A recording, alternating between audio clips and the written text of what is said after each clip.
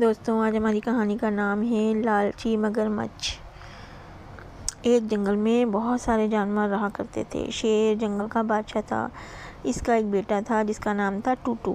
وہ بہت بہادر اور سمجھدار تھا۔ جنگل میں ایک بہت خوبصورت تالاب تھا، لیکن اس تالاب میں مگرمچھ رہا کرتے تھے۔ اس تالاب میں مگرمچھ اپنی مرضی چلاتے اور کسی کو تالاب سے پانی نہیں پینے دیتے تھے۔ مگرمچھ کہتے تھے کہ پہلے ہمارے کھانے کو پھل وغیرہ لاؤ اور پھر پانی پیو۔ بیچارے جانور جنگل سے پھل جمع کرتے اور مگرمچھ کو لا کر دیتے، پھر مگرمچھ ان کو پانی پینے دیتا۔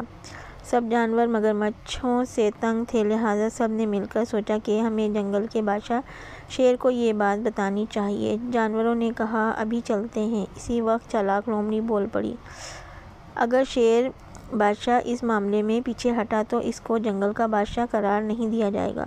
لومڑی نے سارے جانوروں کو شیر کے خلاف بھڑکا دیا۔ سب جانور مل کر جنگل کے بادشاہ شیر کے پاس گئے اور سارا معاملہ بتایا اور یہ بھی کہا، آپ ہم کو ان مگرمچھوں سے نجات دلائیں، ورنہ آپ یہ جنگل چھوڑ کر جا سکتے ہیں۔ یہ کہہ کر سب جانور وہاں سے چلے گئے۔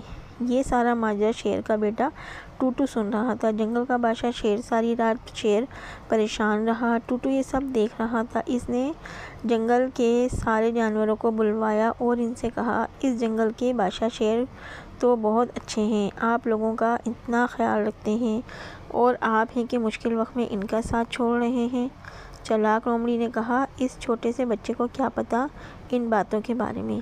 لیکن ٹوٹو کی یہ بات جانوروں کے دلوں پر جڑ پکڑ گئی اور ان سب جانوروں نے بادشاہ شیر کے پاس جا کر اپنے رویے کی معافی مانگی اور کہا کہ ہم سب مل کر مگرمچھوں کا مقابلہ کریں گے۔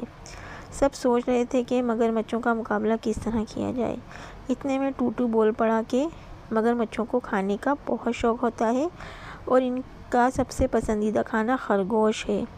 اب تو شامت خرگوش کی تھی۔ اتنے میں ہاتھی بول پڑا، ہم خرگوش کو مار تو نہیں سکتے؟ ٹوٹو نے کہا، نہیں، ہم اسے ماریں گے تو نہیں، ہاں اس کو استعمال ضرور کریں گے۔ سارے جانور ٹوٹو کی شکل دیکھ رہے تھے کہ اس چھوٹے سے بچے کو اتنی عقل مندی والی بات کیسے سوچی۔ خرگوش کو سب نے حوصلہ دیا اور کہا کہ تمہاری مدد سے ہم سب جانور آرام سے زندگی بسر کر سکیں گے۔ سب کی حوصلہ افزائی پر خرگوش راضی ہو گیا۔ سب نے ایک بہت بڑا گڑھا کھودا اور اس کے اوپر پتے ڈال دیے تاکہ مگرمچھوں کو پتہ نہ چلے کہ ہم نے ان کے لیے جال بچھایا ہے۔ اب کام شروع ہوا۔ خرگوش مگرمچھوں سے بغیر پوچھے پانی پینے لگا۔ مگرمچھوں نے جب دیکھا تو انہیں بہت غصہ آیا اور ان میں سے ایک نے کہا، اس کی سزا یہ ہے کہ اسے کھا جائے۔ دوسرے مگرمچھوں نے یہ سنا تو ان کے منہ میں پانی بھر آیا۔ خرگوش نے مگرمچھوں کو اپنی طرف بڑھتے ہوئے دیکھ لیا۔ خرگوش وہاں سے ہلکے ہلکے بھاگنے لگا۔ مگرمچھ بھی لالچ میں اس کے پیچھے پیچھے بھاگنے لگے۔ مگرمچھ خرگوش کا پیچھا کرتے کرتے وہاں تک پہنچ گئے جہاں جال بچھا ہوا تھا۔ خرگوش جال کے اوپر سے چھلانگ مار کر دوسری طرف گر پڑا اور سارے مگرمچھ گڑھے میں گر پڑے۔ اس طرح سارے مگرمچھوں کو ان کے کیے کی سزا مل گئی اور خرگوش نے سکون کا سانس لیا۔ پھر سب نے ٹوٹو اور خرگوش کا شکریہ ادا کیا اور جنگل کے بادشاہ شیر نے ایک بہت بڑی دعوت رکھی۔ اس طرح سارے جانور ایک بار پھر پہلے کی طرح ہنسی خوشی زندگی گزارنے لگے۔ دوستوں، چینل کو لائک، شیئر اور سبسکرائب ضرور کریں۔